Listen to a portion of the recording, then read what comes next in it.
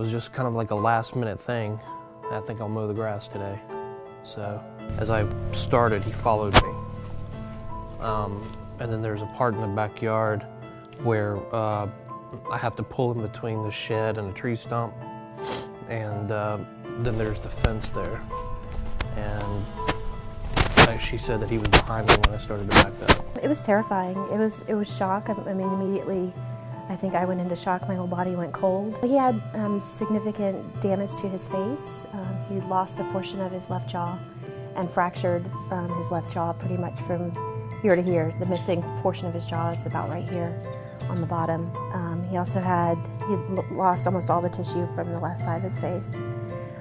He also had to have a lot of work done on his arm. He lost half of his left hand, all of the fingers on his left hand, and a portion of the bone in his lower arm on the left side of his body.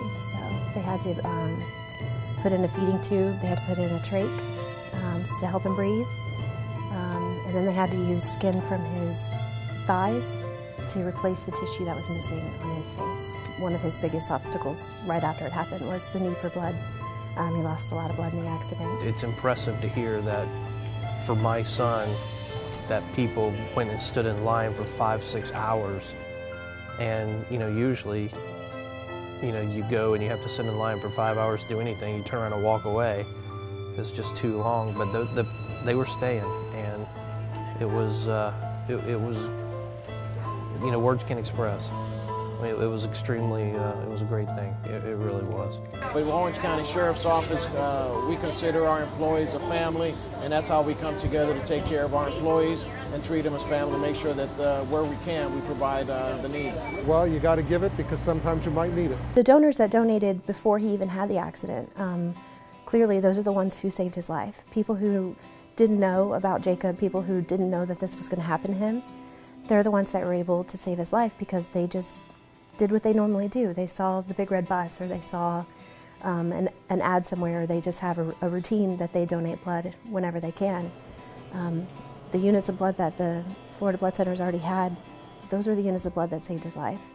And all the people who donated afterward, some of those units of blood may have been used in his surgeries, they may not have been, but we were able to release them. There were so many units of blood collected that we were able to release almost all of them, most of them, to other people who, throughout the summer, who had accidents. Being in law enforcement for 16 years, you start becoming really cynical towards people, towards life, and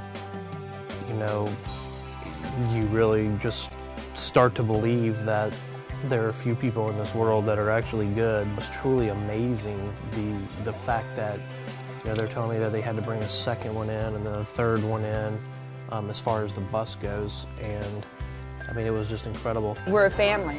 We stick together and we're a family, and I think that that's what's important, that he needs to know that we all support him completely. He's living a normal life. He goes to school. He plays. Other than the physical injuries that you can see, you would never know that he'd been in an accident. So he's doing great. The outpouring of support from the community has been overwhelming. It's been a blessing.